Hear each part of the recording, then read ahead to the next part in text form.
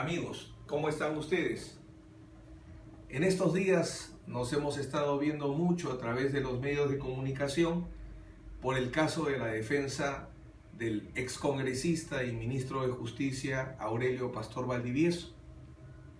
No solo la defensa de su caso, sino el hecho de que en estos últimos tiempos venimos apreciando prisiones preventivas o detenciones preliminares contra colegas abogados, me hace nuevamente acercarme a la balanza de la justicia y recordar cuando hace 20 años, quizás aproximadamente, tuve que levantar por primera vez la bandera de libre ejercicio de la abogacía. Eran épocas duras del terrorismo, había una legislación antiterrorista sumamente severa y un tipo penal que fue una espada de Damocles, o una norma, si ustedes prefieren, dacroniana, que era el tipo penal de colaboración contra el terrorismo. Abogados fueron considerados terroristas por defender. Médicos fueron considerados terroristas por curar. Y el Colegio de Abogados y el Colegio Médico me convocó en aquella oportunidad para hacer ver cuál era la diferencia entre el libre ejercicio de la abogacía y la colaboración contra el terrorismo. Igual en el ámbito de la medicina. Hoy tengo que hablar y alzar mi voz, no solo en los tribunales de justicia, sino también en las redes sociales, que son un espacio fundamental de formación de opinión pública, para demostrar que si esto no está equilibrado con razones, entonces no habrá justicia. Simplemente esta desaparecerá y habrá injusticia. La defensa de Aurelio Pastor es compleja.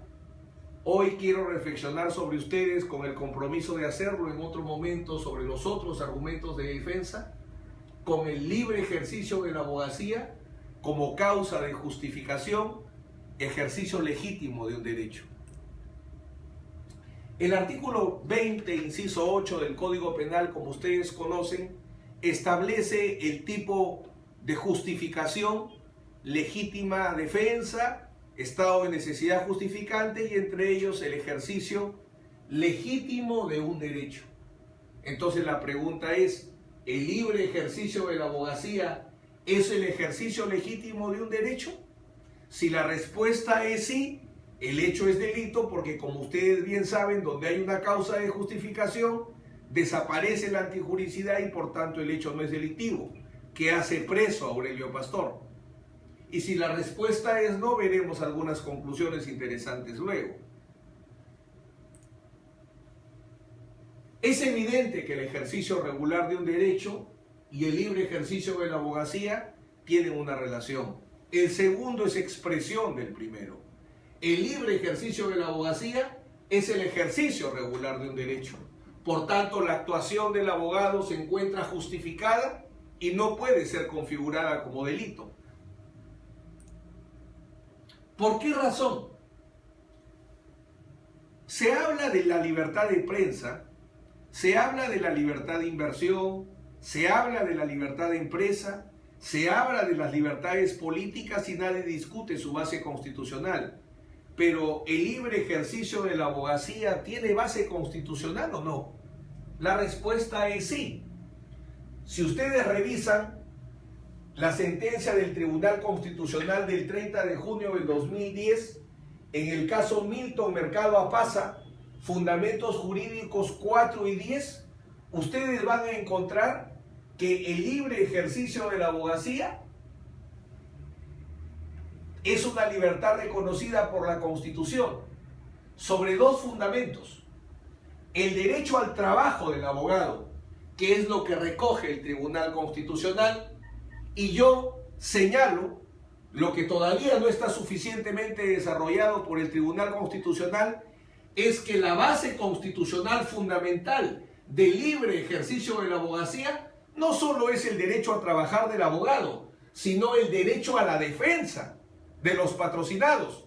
Parte del contenido constitucional del derecho a la defensa, una condición para que exista defensa, es que el abogado puede ejercer con libertad su profesión.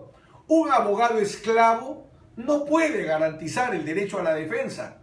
Por eso es que la Constitución tiene que asegurar que hay un abogado libre que puede ejercer con libertad su profesión para que exista derecho a la defensa. Un abogado esclavo, un abogado arrodillado, jamás podrá garantizar el derecho a la defensa tan fácil como un cirujano sin pulso o un cirujano que tenga miedo a hacer una intervención quirúrgica por miedo a un caso de responsabilidad legal médica.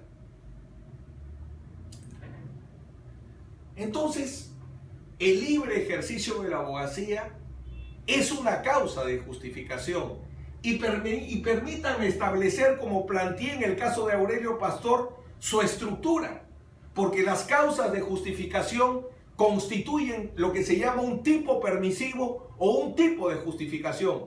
Las causas de justificación tienen sus elementos, todos lo conocemos en la legítima defensa. Más o menos lo tratamos en el estado de necesidad justificante. Pero ¿y en el libre ejercicio de la abogacía cuál sería la estructura de esta causa de justificación? 3 elementos tiene esta causa de justificación. Obviamente tiene que tratarse de un abogado. El acto del abogado tiene que realizarse dentro del ejercicio profesional de la abogacía.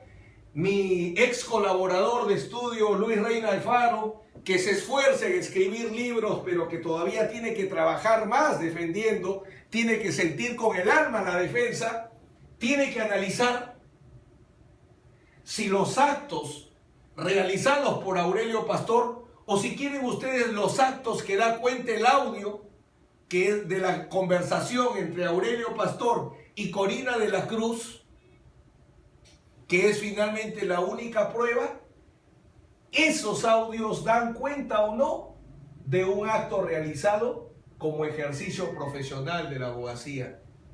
En la condena dicen que no es un acto de abogacía porque no se apersonó al proceso. Vamos a ver si eso es correcto o no, y lo más importante, cómo se determina.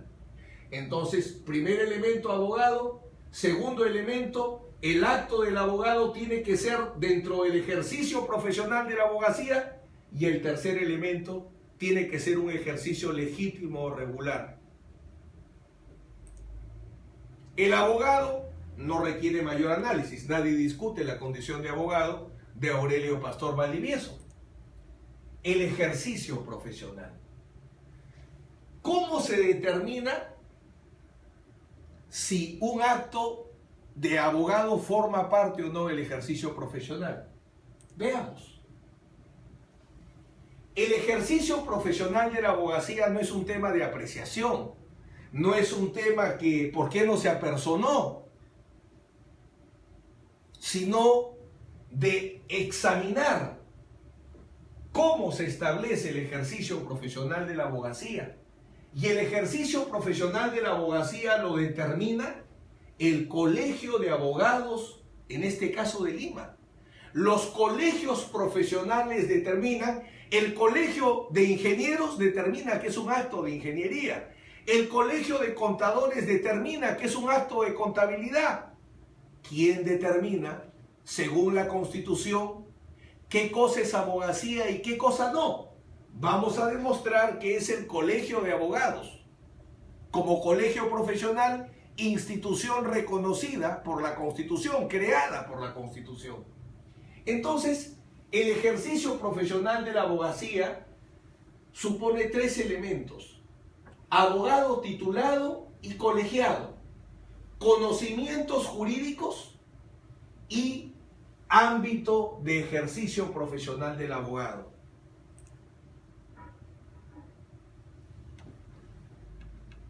El Código de Ética Profesional del Abogado, que no fue citado por el fiscal, que no fue citado por el juez al condenar, que no fue citado lamentablemente por mis colegas que me antecedieron, y que recién cité en el juicio de segunda instancia o juicio de la apelación, el Código de Ética Profesional del Abogado es clave, porque es nuestra lex artis.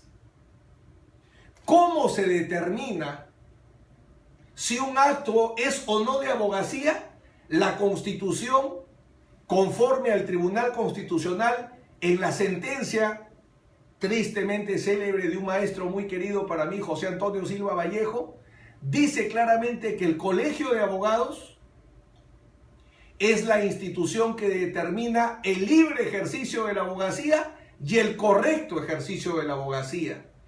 ¿Y cómo se ejerce la abogacía? Está acá. Esta es nuestra lex artis.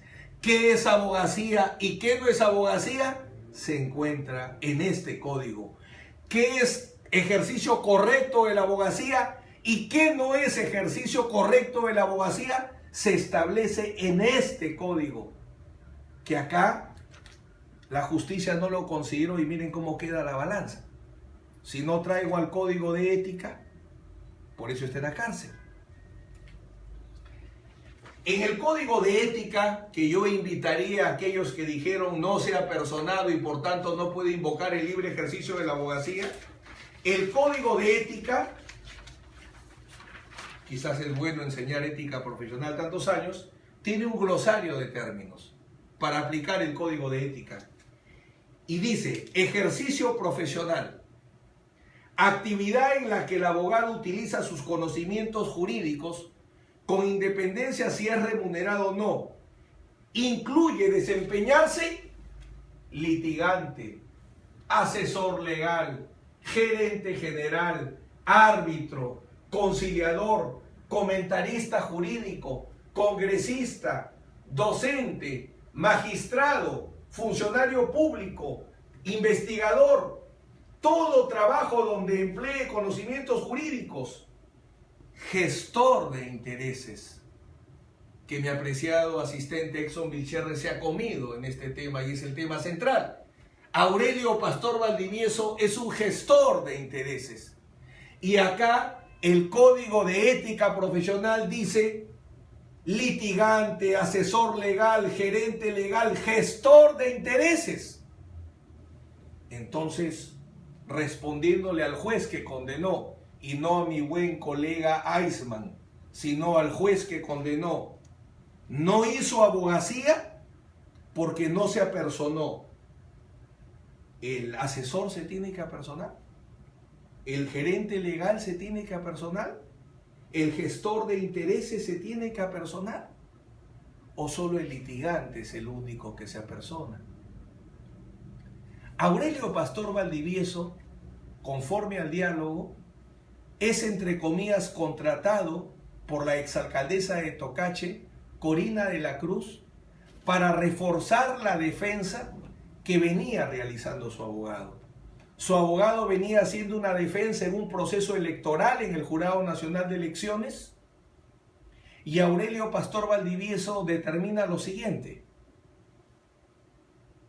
no te van a destituir, pero sí te van a suspender. La jurisprudencia del Jurado Nacional de Elecciones es uniforme. 2 condenas, no destitución, sí suspensión. Por tanto, no vas a poder dejar sin efecto la suspensión.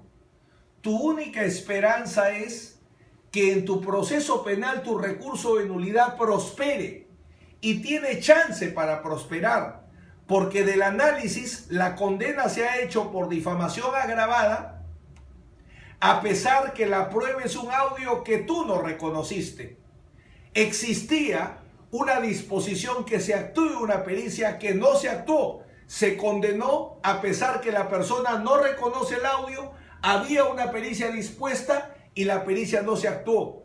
Y la Corte Suprema tiene jurisprudencia que condenas sin pericia en esas condiciones son nulas. Entonces hay que correr el caso en la Fiscalía Suprema para que la Corte Suprema absuelva y por tanto tu suspensión dure el menor tiempo posible. Y para eso tu abogado, que es un buen abogado, necesita el refuerzo como él mismo me ha pedido, porque es evidente que un ex congresista, un ex ministro de Justicia, si lleva la misma razón legal que un joven y respetado abogado, los jueces lo pueden escuchar más. Es evidente que en las explicaciones de fútbol de Oreja Flores la van a escuchar, pero mucho más van a escuchar la de Lionel Messi. Ejercicio, entonces, dijimos abogado, dijimos que el acto sea realizado dentro del ejercicio profesional. El código de ética admite al gestor de intereses. ¿Quién es el gestor de intereses? ¿Nos sirve como ejemplo solamente porque no se aplica a la administración de justicia? La ley que regula la gestión de intereses. El gestor de intereses es una persona que defiende o lleva una posición a la autoridad, para que la autoridad lo escuche y, de ser el caso, le dé la razón. El Código de Ética Profesional de los Abogados, repito, acepta que el abogado puede ser una gestión de intereses. Ir al Jurado Nacional de Elecciones para buscar tiempo. Tiempo que permita avanzar al recurso de nulidad en el Poder Judicial. La gestión de intereses permite visitar, preciso, en hora de atención a abogados, al fiscal supremo en lo penal, Pablo Sánchez, para decirle dos cosas. Señor fiscal supremo, el caso no tiene 10 días en la Fiscalía Suprema, tiene varios meses. Se ha ido unos días al Poder Judicial porque se necesitaba un informe para enviar al Jurado Nacional de Elecciones y ya regresó. Cuidado con que vaya usted a pensar por la fecha de reingreso que tiene pocos días. Y adicionalmente decirle, usted tiene un dictamen en un caso igual. En el caso del periodista Paul Garay, usted opinó porque se anule la condena, porque se le había condenado a pesar que no reconocía un audio y no se había hecho la pericia. Entonces la misma situación jurídica del caso de Paul Garay se aplica a la alcaldesa de Tocache. Eso fue la gestión de intereses. Y para saber si es o no un acto de abogacía, la pregunta es, evaluar que no hay una destitución y va a haber una suspensión, evaluar que hay que ganar tiempo, celeridad, para que prospere el recurso de nulidad, porque de acuerdo a la jurisprudencia, una condena sobre un audio sin peritaje es nulo. ¿Es un conocimiento de ingeniería? ¿Es un conocimiento de veterinaria? ¿Es un conocimiento de una señora que camina por la calle? ¿O es una estrategia legal?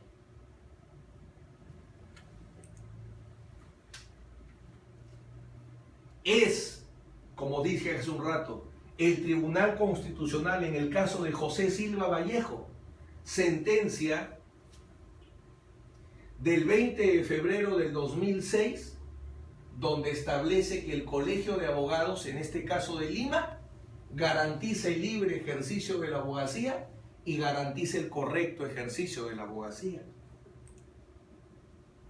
Entonces, ¿qué normas regulan al abogado para saber si porque no se apersonó no puede invocar el libre ejercicio de la abogacía? Si son actos de abogacía en general fuera del proceso, rige la ley del Colegio de Abogados de Lima, el estatuto del Colegio de Abogados de Lima y el Código de Ética de los Colegios de Abogados del Perú, que ahora es uniforme.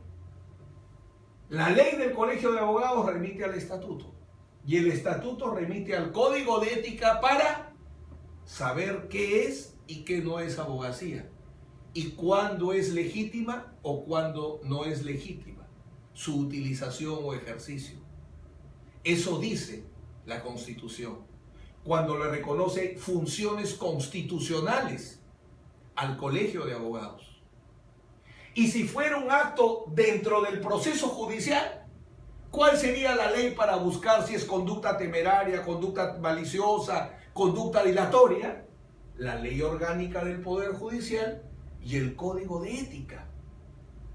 ¿Ustedes creen que la acusación utilizó estas leyes para razonar que no era acto de abogado y por tanto era tráfico de influencias? Cuando los jueces y algunos abogados que creen que escribir es igual a ejercer, dicen, no puede invocar ejercicio legítimo de la abogacía quien no se apersonó, ¿han revisado esto? Aurelio está Pastor está preso, 4 años a pena efectiva, condenado inicialmente a 4 años, 6 meses.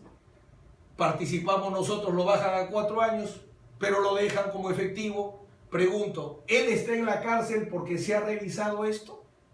No. En la acusación ni se menciona. Y en la sentencia condenatoria no se menciona. Y después que yo hago mi alegato se menciona y se menciona mal, como voy a demostrar en un momento. Sigamos. El libre ejercicio de la abogacía tiene límites, por cierto, como todo derecho, no hay ningún derecho absoluto. ¿Cuáles son los límites del ejercicio libre de la abogacía para decir, ya no estás amparado por la causa de justificación y ya sales y caes en el mundo de la ilegalidad o de la falta de ética profesional? Falta de garantía de patrocinio adecuado. Si no hay una defensa eficaz, no se está ejerciendo libremente la abogacía. El libre ejercicio de la abogacía es para brindar una defensa eficaz. Si no puedo brindar defensa eficaz, no puedo ejercer esta libertad. Fin ilícito del caso comendado. No tengo la razón, pero quiero robar una propiedad. Plantea una demanda de reivindicación, a pesar que yo no soy dueño, pero me quiero quedar con el terreno.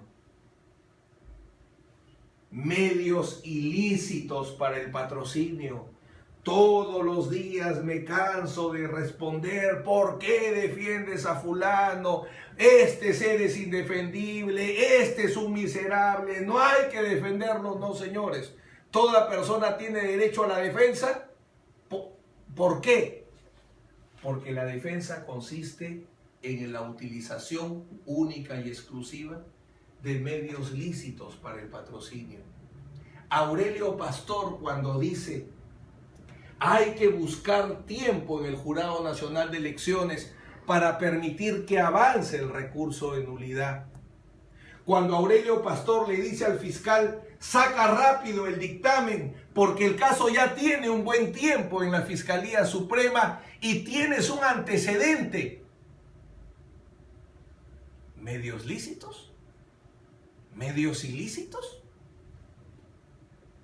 Y finalmente, límite al ejercicio de la abogacía es que exista un conflicto de interés, salvo consentimiento del informado. Porque si yo hago conocer a mi cliente el conflicto de interés, yo he defendido 10 años al banco de crédito. Pese a eso, ¿quieres encargarme un caso contra el banco de crédito? Sí. Entonces, no afecte el libre ejercicio de la abogacía. Sigamos. Esta es la clave. ¿Cuáles son los medios ilegales que están prohibidos al abogado? Sobornos, gestiones privadas. Ojo, el abogado es un gestor de intereses, está permitido en nuestro código de ética. Entonces, hay gestiones permitidas y gestiones prohibidas. ¿Cuál es la gestión privada? ¿Cuál es la gestión prohibida? La privada. ¿Y cuál es la gestión privada? Tratar asuntos patrocinados con la autoridad al margen de los medios y procedimientos permitidos por la ley. ¿Dónde se visitó a la autoridad? ¿En su casa de playa? ¿O en horario de atención al público? ¿En su despacho? La gestión privada que es ilegal es cuando yo ventilo mis asuntos con un juez en un club. Cuando ventilo mis asuntos con una autoridad en otra ciudad para que no nos vean. Pero cuando yo me presento como abogado ante la Corte Suprema para exponer un caso, o al Jurado Nacional de Elecciones, o a la Fiscalía Suprema en lo penal, esas gestiones no están prohibidas porque no son privadas, son públicas.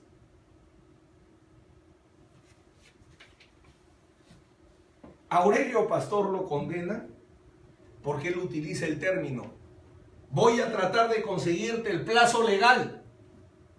El presidente del Jurado Nacional de Elecciones me asegura el plazo legal. Y dice textualmente Aurelio, pastor, yo voy a tratar de ir más allá del plazo legal. Quien no es abogado, quien no litiga, obviamente le podría sonar complicada la frase, voy a buscar tiempo más allá del legal. Pero quienes vivimos en el mundo jurídico, sabemos que ir más allá del plazo legal no es indebido, no es incorrecto. Por eso es que sabiamente el Código de Ética Profesional señala que lo prohibido son las dilaciones innecesarias. No dice dilaciones legales o no, dice dilaciones innecesarias. El Código de Ética Profesional establece claramente que lo prohibido son las dilaciones que no se necesitan, maniobras dilatorias, pero no las dilaciones necesarias. Y esto es lógico. Si la única defensa penal es la prescripción, ¿no le corresponde al abogado luchar por lograr el plazo de prescripción? No me hagan caso a ese ejemplo, permítanme ir a otro.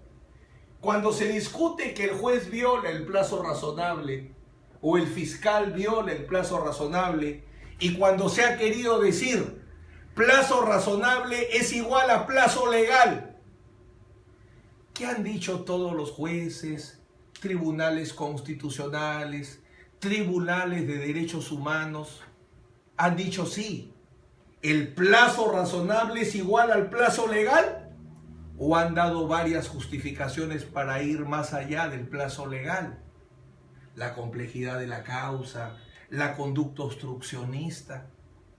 O sea que el juez, cuando va más allá del plazo legal, por dilaciones justificadas, acuérdense el otro nombre, plazo razonable o derecho a un proceso sin dilaciones indebidas. O sea que hay dilaciones debidas. Toda la jurisprudencia, todo el mundo del derecho es pacífico en aceptar que ir más allá del plazo legal no es una conducta ilícita del juez, no es una conducta ilícita del fiscal cuando hay una justificación. Entonces pregunto, si un abogado dice, voy a buscar un plazo más allá del legal, ¿por qué lo que justifica la conducta del juez o justifica la conducta del fiscal no justificaría la conducta del abogado? El abogado está prohibido de hacer dilaciones innecesarias. Cuando no necesita para desarrollar su defensa, dilatar el caso. Pero si el abogado para desarrollar su defensa necesita dilatar innecesarias, necesita dilatar el caso, no solo es legítimo, sino es su responsabilidad, es su deber para garantizar defensa eficaz, dilatar todo lo que el caso necesite. Y el último medio ilegal, tráfico de influencias, es los medios de injerencia.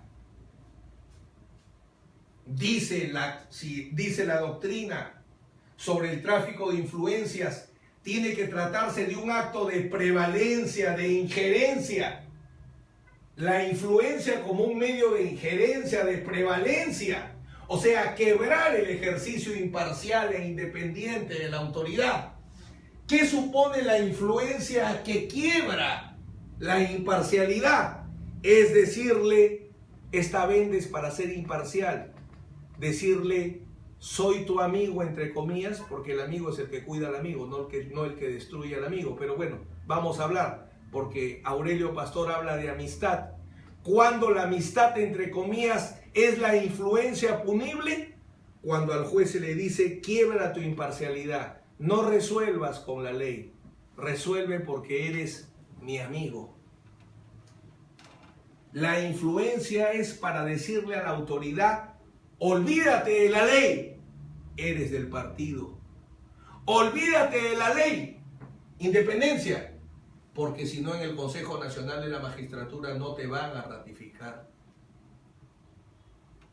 La influencia es quebrar la imparcialidad o la independencia, pero la amistad como medio para que el juez escuche razones legales, el prestigio, el respeto adquirido a lo largo de los años para que el juez lo escuche porque 50 veces lo vio tener la razón, eso no es ni ilegal ni es antiético. La influencia criminal, repito, es medio de injerencia, es intervenir en el proceso de decisión. ¿Y cómo intervengo en el proceso de decisión? Con una excelente razón jurídica como podría dar el doctor Pinedo o el doctor Jefferson Moreno. No, pues. O sea, decirle al juez, dame la razón, porque el delito de desaparición forzada es un delito de infracción de deber. Y si por tanto ya cuando entró en vigencia la desaparición forzada, el funcionario había dejado de ser tal porque ya cesó en el ejército y por tanto ya no se le aplica, y el juez me escucha porque 30 veces me ha visto defender, esa no es una influencia ilícita. Los abogados tenemos que convencer y por tanto tenemos que influir en la decisión. El problema no es la influencia. El problema es que la influencia sea ilícita y eso depende del uso. Si el uso de la influencia es para que se acepte una razón legal, no es delito, es ejercicio libre de la abogacía, es el deber del abogado. En cambio, cuando la influencia es apártate de la ley y resuelve de acuerdo a mi conveniencia, esa es la influencia ilícita. Por eso se dice medio de injerencia, no de persuasión, no de convencimiento. Injerencia, presión sobre la imparcialidad o la independencia. Amigos, para que haya un acto de abogacía ilegítimo, tiene que violarse el Código de Ética Profesional o la ley orgánica del Poder Judicial. Y solo la conducta antiética, esto es fundamental, solo la conducta antiética, solo cuando el abogado viola la lex artis que contiene nuestro Código de Ética Profesional, cuando el acto es fuera de proceso, puede constituir un acto de abogacía criminalizado. Si el abogado no viola el Código de Ética Profesional, su acto profesional no puede ser criminalizado. Y en este caso nadie vio este código. No les importó, porque había un informe del Colegio de Abogados de Lima que decía que los actos que aparecen en el audio son actos de abogado, son ejercicio legítimo de la abogacía. Y la sala no lo quiso admitir como prueba. Primero porque mis colegas no lo ofrecieron como prueba en la investigación preparatoria y en el juzgamiento. Y cuando lo pretendió ofrecer en el juicio de apelación, no se aceptó. Y ojo, la fecha es posterior a la sentencia del informe. No se aceptó el informe de Domingo García Belaúnde, padre del derecho constitucional, o en todo caso pelea la paternidad con Eguiguren. No se aceptó el informe de Delia Reboredo, maestra de Derecho Civil, brillante exdecana del Colegio de Abogados y miembro del Tribunal Constitucional. O no se aceptó la opinión de Javier Vallerriestra, uno de los litigantes más respetados y de mayor experiencia en el país. Insisto, amigos, para que haya acto de abogacía ilegítimo, fuera de proceso, tiene que violarse el Código de Ética Profesional. Y solo la conducta antiética puede ser un acto criminalizado de abogacía. ¿Por qué la sala no aceptó el informe del Colegio de Abogados? Me dio un argumento, me dijo El Colegio de Abogados no necesitamos su pronunciamiento. O sea, todo lo que he hablado no existía. O sea, según la sala, para establecer si el abogado, su conducta puede ser criminalizada, para establecer si es un acto de abogacía o no es un acto de abogacía, dijo, no puedes pedirme el informe, no puedes exigirme un informe del Colegio de Abogados, porque si no habría una prejudicialidad. Y en esa parte tenía razón. Yo nunca invoqué una prejudicialidad, que es una condición de la acción.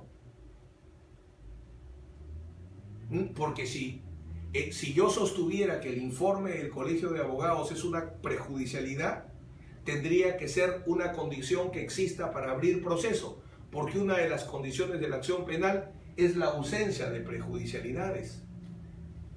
Lo que yo discutía es si formaba parte del tema probatorio.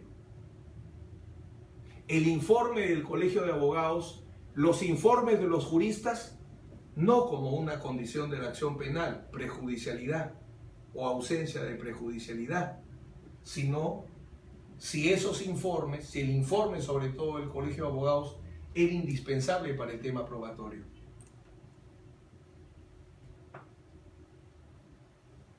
Las condiciones de la acción penal, como decía, ausencia de prejudicialidades, eso no fue lo que invoqué. Y aquí un tema que es clave para analizar por qué se violó el derecho a la defensa eficaz. Porque es absurdo pensar que puede haber defensa eficaz sin pruebas. La respuesta inteligente es depende. Si la defensa es solamente negar los hechos constitutivos del delito, entonces no hay necesidad de ofrecer prueba. Yo me siento a esperar con los brazos cruzados porque los hechos constitutivos los tiene que probar la Fiscalía. Pero saber penal y no saber procesal penal es ser manco. Y un manco no opera. Difícil pues que un cirujano opere con un brazo. Hay que saber penal y procesal, y yo diría muchas cosas más. ¿Por qué señalo esto? Porque quienes no conocen la teoría del proceso no conocen cuáles son los hechos procesales, o sea, cuál es el tema de prueba, y desconocen los hechos impeditivos. Cuando yo invoco una legítima defensa, cuando yo invoco un estado de necesidad justificante o el exculpante, cuando yo invoco un error de tipo de prohibición, cuando yo invoco obediencia jerárquica o invoco una causa de inimputabilidad, un trastorno bipolar, cuando yo invoco el ejercicio legítimo de un derecho, estoy postulando hechos impeditivos. ¿Por qué son hechos impeditivos? Porque impiden probar la pretensión de la Fiscalía. Y si son hechos impeditivos, entonces tienen que probarse. Eso que la defensa no tiene carga de la prueba, depende. Si la defensa no postula hechos impeditivos, extintivos, excluyentes, modificatorios, efectivamente no tiene la carga de la prueba. La carga de la prueba de los hechos constitutivos, los elementos del tipo penal, los tiene Fiscalía. Pero el resto de hechos, la carga de la prueba es de la defensa. Así que la defensa sí tiene carga de la prueba cuando postula hechos en su defensa material. Y dentro de los hechos que se tienen que probar están los hechos objetivos, los subjetivos, los hechos institucionales, que son los que crea el derecho. La renta tributaria, la modificación presupuestal, el ejercicio profesional. ¿El ejercicio profesional, amigos, es un hecho objetivo? Si fuera un hecho objetivo, yo lo tendría que apreciar en la naturaleza. ¿Es un hecho subjetivo? Yo lo tendría que buscar en el mundo interno, el dolo, la enfermedad mental.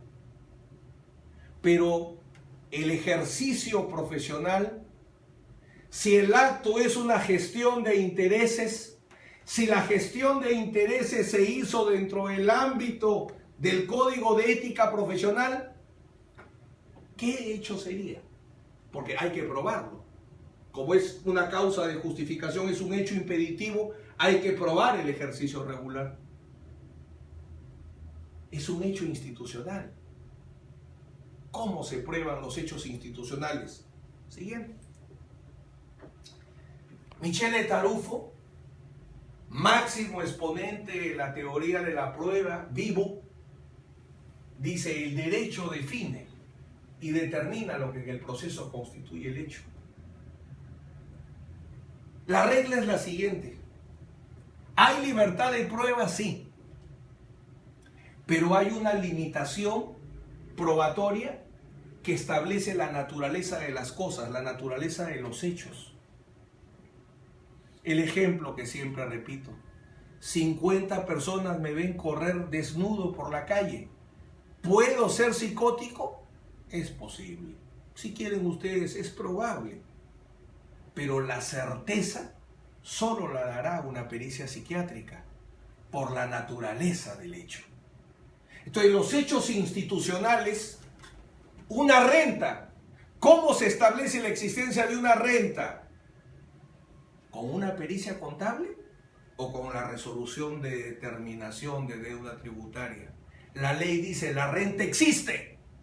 Con la resolución de determinación, forma no solo ad probationem, sino ad solemnitatem, una modificación presupuestal. Si la modificación presupuestal se ha hecho de acuerdo al procedimiento o no se ha hecho de acuerdo al procedimiento, ¿eso se prueba con una pericia contable o con un documento que se llama registro SIAF del Ministerio de Economía y Finanzas, Dirección Nacional de Presupuesto, que lleva un registro de ejecución del presupuesto y en ese registro dice modificación aprobada o desaprobada?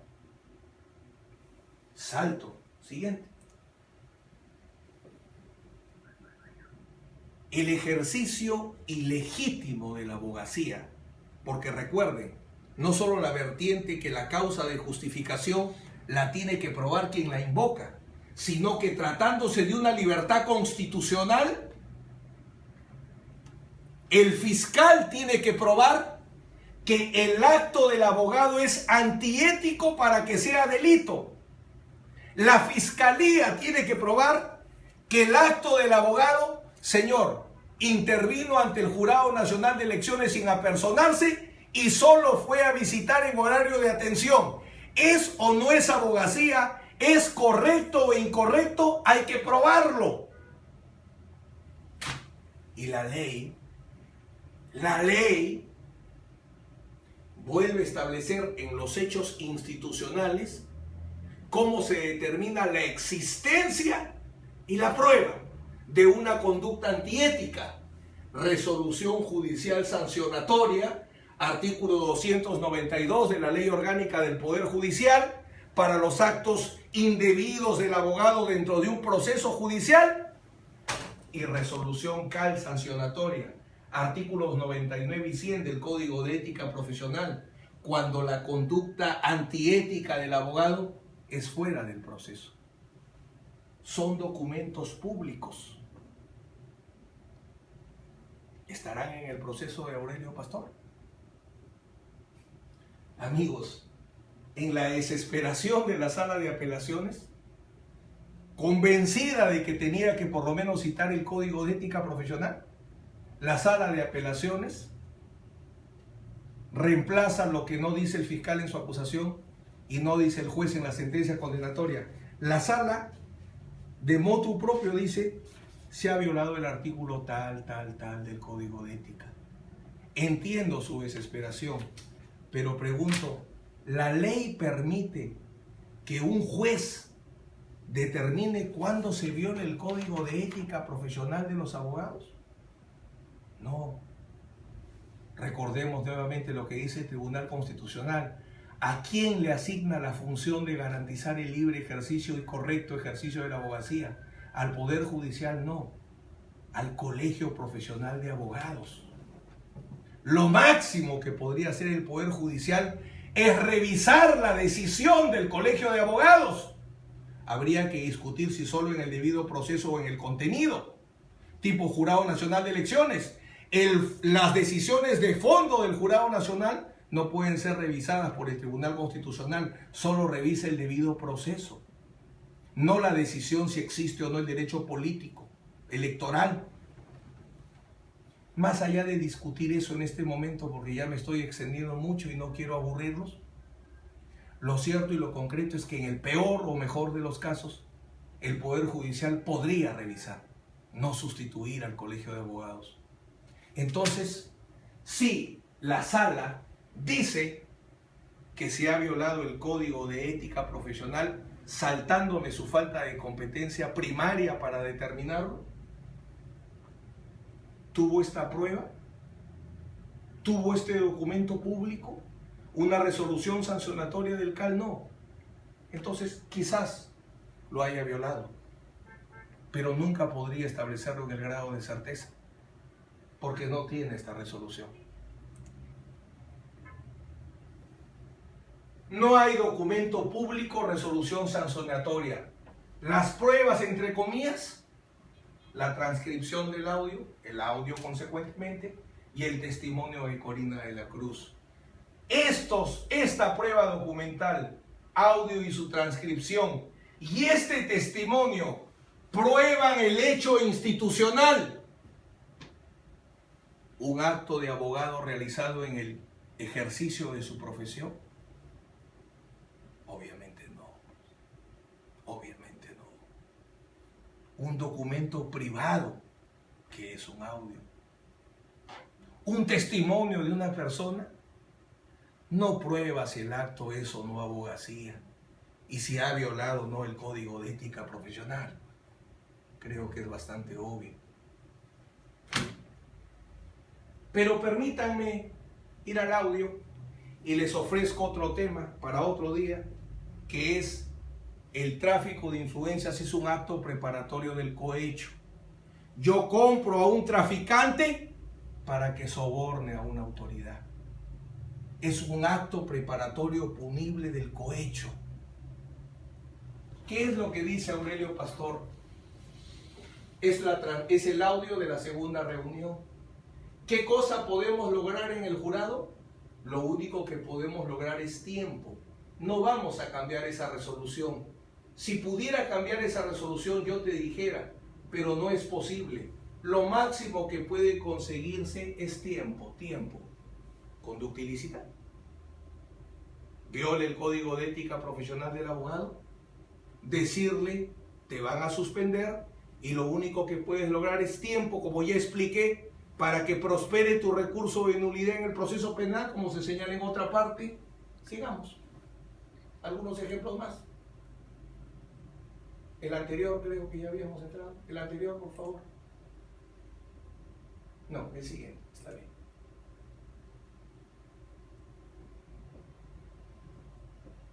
Corina de la Cruz le insiste si otra persona puede tener llegada. Le insiste en el soborno. ¿Qué responde Aurelio Pastor? Son gente correcta. Karina, son gente correcta.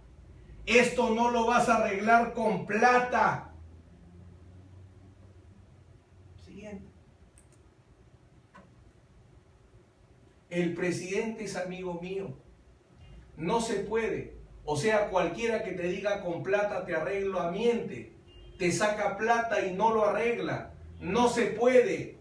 Ni él, Sibina, ni Aybar, ni Pereira, los miembros del Jurado Nacional, son gente correcta. Yo sí te puedo asegurar es lo siguiente: en el tema jurídico no te va a faltar nada, porque yo no te voy a venir a decir, oye, necesito plata para darle a él. Eso no es de mí. Yo no trabajo así. Acto preparatorio del cohecho. Bueno, les he ofrecido eso para otro día, pero acá sería ejercicio irregular de la abogacía para que sea tráfico de influencias.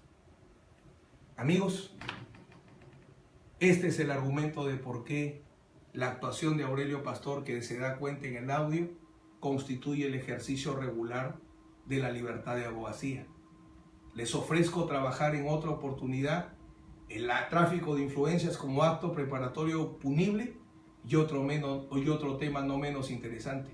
El tráfico de influencias simulado es inconstitucional y por tanto ese extremo del artículo 400 no se debe aplicar porque se trata de una inconstitucionalidad, como lo demostraremos en otro momento.